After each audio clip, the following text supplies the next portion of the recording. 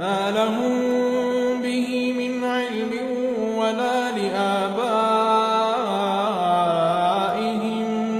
كبرت كلمة تخرج من أفواههم إن يقولون إلا كذبا. فلعلك باخع نفسك على آثارهم إن لم يؤمنوا بهذا الحديث أسفا. إنا جعلنا ما على الأرض زينة لها لنبلوهم أيهم أحسن عملا وإنا لجاعلون ما عليها صعيدا جرزا.